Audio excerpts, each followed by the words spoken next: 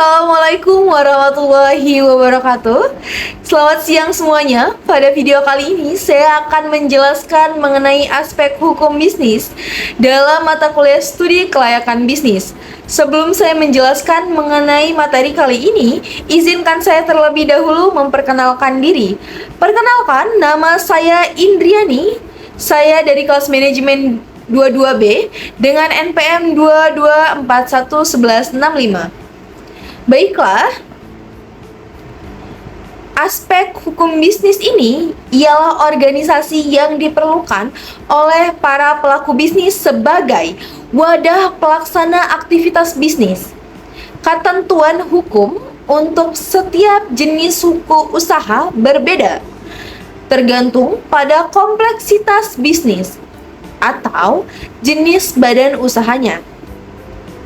Yang perlu dipahami, yang pertama ialah legalitas ketepatanita, yang kedua usaha, yang ketiga badan hukum. Selanjutnya, kita akan memahami mengenai sumber data untuk analisis kelayakan.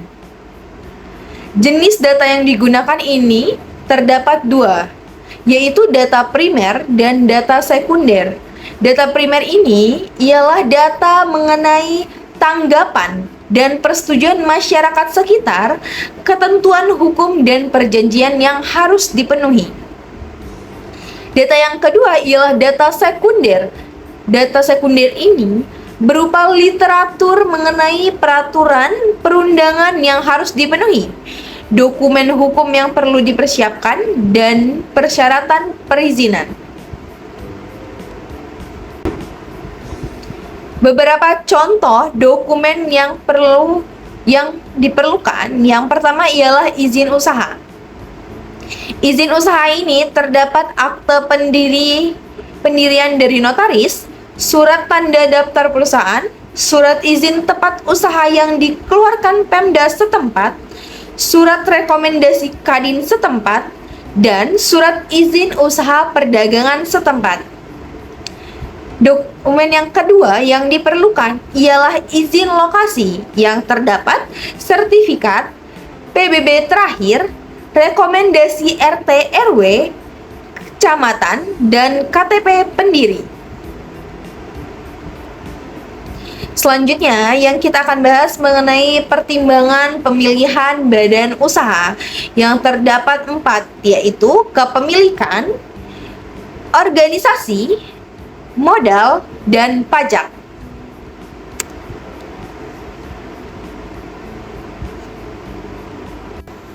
Selanjutnya, kita akan membahas mengenai jenis badan usaha. Jenis badan usaha ini, teman-teman, mempunyai 3. Yang pertama ialah perusahaan perseorangan.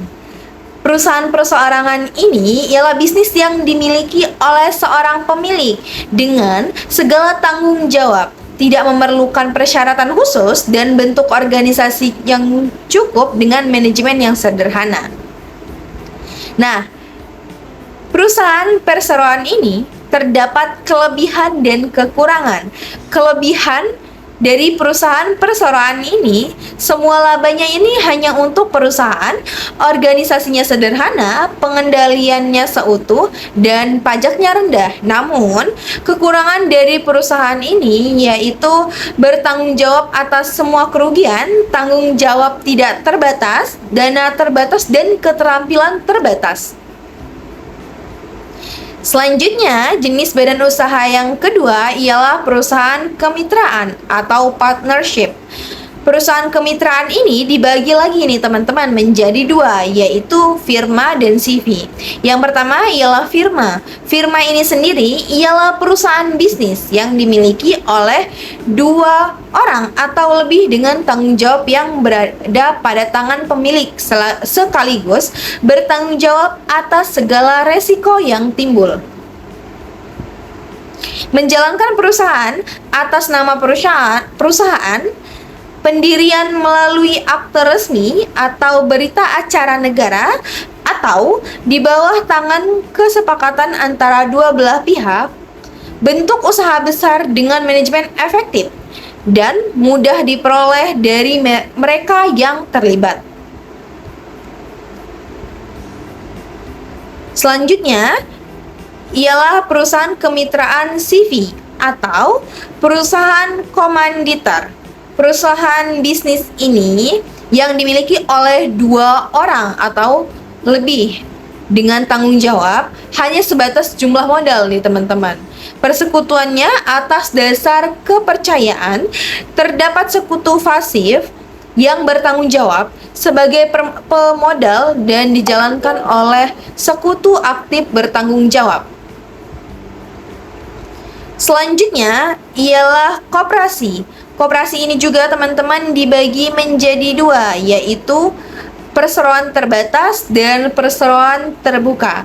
Perseroan terbatas ini sendiri ialah badan hukum yang didirikan berdasarkan perjanjian yang melakukan kegiatan usaha dengan modal tertentu yang seluruhnya terbagi dalam saham dan memenuhi persyaratan yang ditentukan dalam undang-undang serta peraturan pelaksanaannya. Hal ini disebutkan dalam Undang-Undang Republik Indonesia Nomor 40 Tahun 2007 tentang perseroan terbatas. Yang kedua ialah perseroan terbuka. Perseroan terbuka ini teman-teman ialah suatu badan hukum di mana jumlah pemegang saham memenuhi kriteria perusahaan dan perusahaan melakukan penawaran umum sesuai peraturan perundang-undang di bidang pasar modal. Selanjutnya, kita akan membahas mengenai perizinan usaha dan izin lainnya.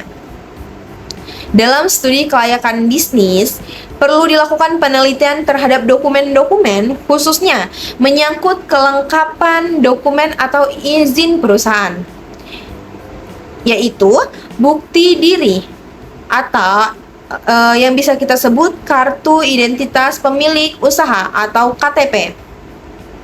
Selanjutnya bentuk badan usaha yaitu PT, CV, UD, firma, yayasan, atau lainnya. Nomor induk berusaha atau NIB yang terintegrasi di online single submission berdasarkan Perpres Republik Indonesia Nomor 91 Tahun 2017 tentang percepatan pelaksanaan berusaha. Nomor pokok wajib pajak atau NPWP dan izin-izin perusahaan. Selanjutnya mengenai kelengkapan dokumen lainnya. Yang pertama ialah status hukum tanah dikeluarkan oleh Badan Pertahanan Nasional atau BPN. Jenis hak atas tanah yaitu hak milik, hak guna bangunan, hak guna usaha, hak pakai, dan hak sewa. Harga tanah sekarang dan prediksi di masa yang akan datang, nama dan alamat pemilik sebenarnya, kondisi tanah dalam sengketa atau tidak, rencana tata kota, dan yang terakhir ialah tanah tersebut dapat diperjualbelikan atau tidak. Tanah yang tidak dapat diperjualbelikan itu ialah tanah adat, tanah wakaf, tanah sengketa, tanah transmigrasi, dan tanah badan pemerintah. Selanjutnya, kelengkapan dokumen lainnya.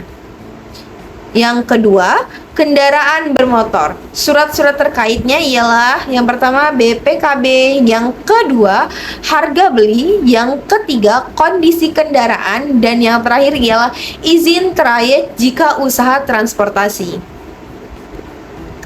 Baiklah teman-teman, mungkin itu saja yang bisa saya jelaskan tentang aspek hukum dalam mata kuliah studi kelayakan bisnis. Jika terdapat kesalahan, saya mohon maaf. Dan saya akhiri dengan wassalamualaikum warahmatullahi wabarakatuh.